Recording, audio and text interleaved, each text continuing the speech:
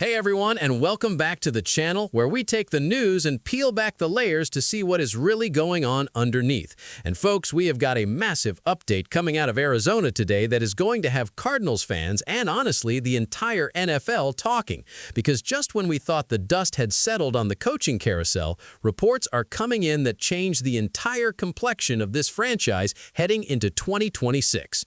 You might be sitting there thinking the head coach hire was the end of the story, but it turns out it was just the prologue, because according to reports from NFL Network insider Ian Rappaport, the Arizona Cardinals are making a very bold and some might say surprising decision regarding the future of their defense.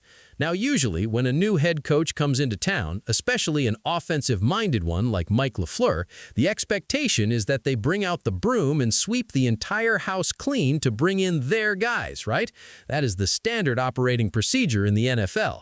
But sources claim that is not what is happening in the desert this time around. It is alleged, based on information from sources informed of the decision, that the Cardinals are retaining Nick Rallis as their defensive coordinator. That is right, the young defensive mind is staying put. And while that might sound like a simple headline, when you actually dig into the numbers in the context of the 2025 season, this decision becomes absolutely fascinating. And honestly, it raises a lot of questions about what Mike LaFleur's strategy really is here. So stick with me because we are going to break down why this move was made, what it means for the defense, and hold on tight because we also need to talk about the offensive coordinator hire, which is going to make some of you scratch your heads and wonder if we are seeing a New York Jets 2.0 situation unfolding in Arizona.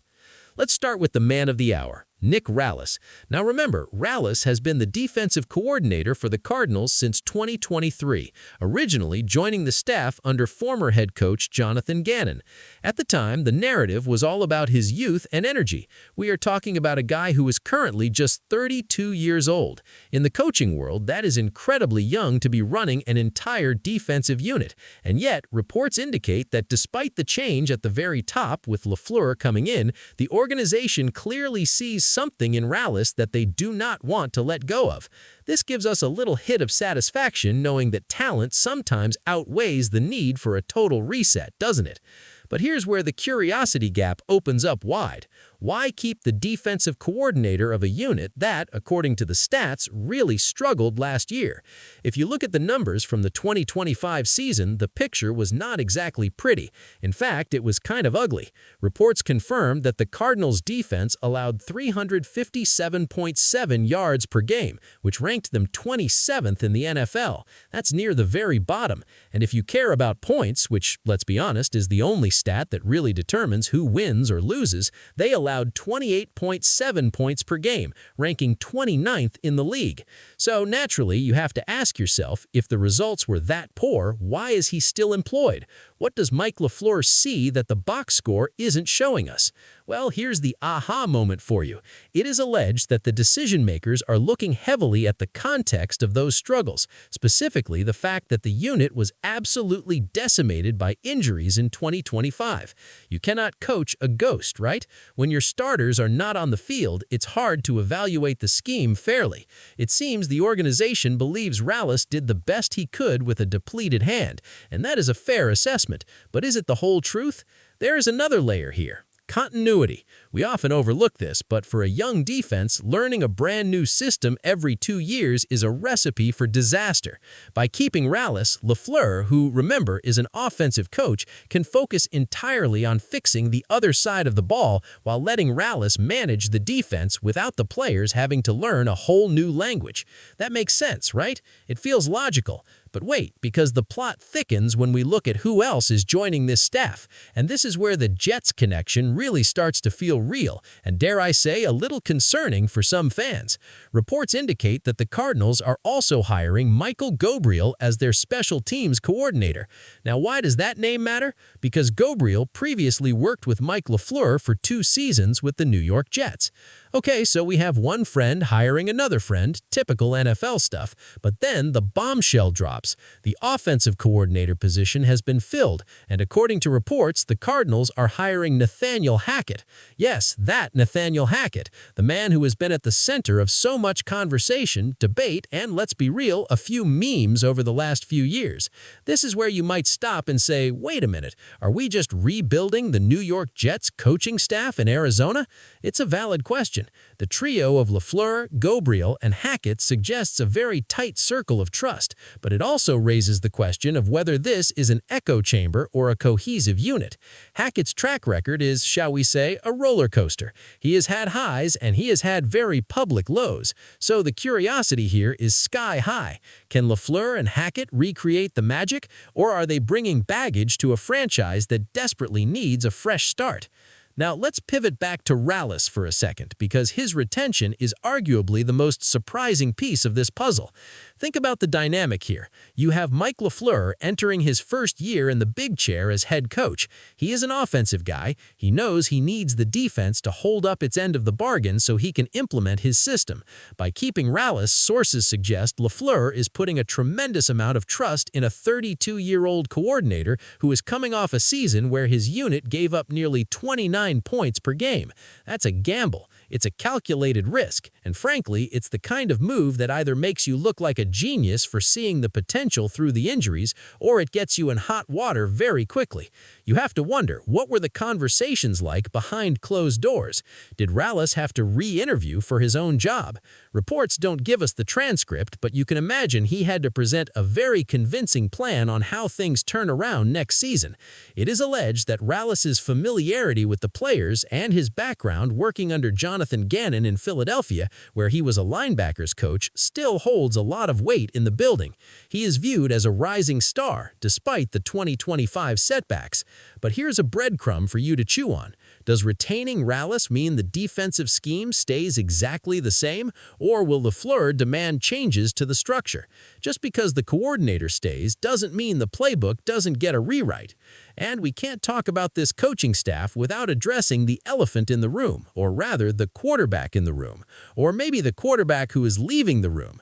Related reports and links associated with this story suggest that the Cardinals are likely to move on from QB Kyler Murray. Whoa, pause, let that sink in.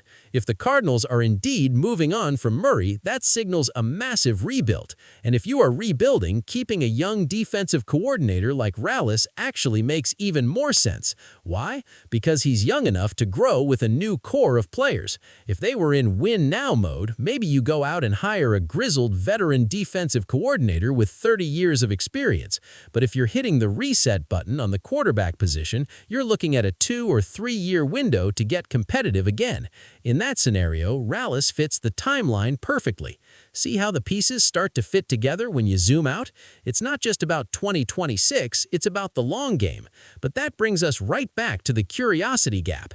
If Murray is gone, who is the quarterback for this new LaFleur-Hackett offense? The mock drafts are already heating up, with some reports suggesting the Cardinals could be looking at a quarterback in the draft. Imagine a rookie quarterback, a first-time head coach, and a 32-year-old defensive coordinator. That's a lot of youth and inexperience in key spots. It's exciting, sure, but it's also terrifying if you're a fan who wants stability. Let's analyze the Hackett hire a bit deeper, because I feel like we glazed over it too fast and it's too juicy to ignore. Hackett as OC under LaFleur. This is a fascinating power dynamic. Hackett has been a head coach. He has been an OC multiple times. He has worked with Aaron Rodgers. He has seen it all. In many ways, he brings the experience that LaFleur lacks as a head coach. But, and this is a big but, his offenses have been criticized heavily in recent stops. Sources claim that LaFleur values the familiarity and the shared philosophy they developed together during their time with the Jets. It is safe to assume they speak the same language. They view the game through the same lens. That chemistry is crucial when you're trying to install a culture. But the risk is groupthink. If everyone agrees, no one is challenging the bad ideas. We have seen this happen in the NFL time and time again. A coach hires his buddies and they all sync together. Will this be different? That is the question keeping us watching. The The integration of Gabriel on special teams reinforces this Jets West narrative. It is alleged that Gabriel is highly respected for his energy and detail, so that hire feels solid. But again, it all comes back to the connection with the head coach. It feels like LaFleur is building a comfort zone around himself, which is understandable for a rookie head coach, but it also puts a massive target on their backs if things go south. And let's go back to the defense for a moment because I want to give you my personal take on this. And remember, this is just my analysis based on what we are seeing. I think retaining Nick Rallis is actually a really smart move, provided the injury excuse is valid. Think about it. If you fire him, you force your players to learn a third system in 4 years. That slows down development. Players stop playing fast because they're thinking too much. By keeping him, you allow guys like Budda Baker, assuming he is still there, and the younger linebackers to actually master the scheme. The dopamine hit is the hope for improvement through stability. It's the idea that year 2 in the system, or technically year 4, but year 1 under the new regime, will unlock the speed and aggression we missed last year. However, the curiosity gap remains. What if it wasn't just injuries? What if the scheme is flawed? We won't know the answer until September, and that suspense is what the NFL thrives on. Reports indicate the Cardinals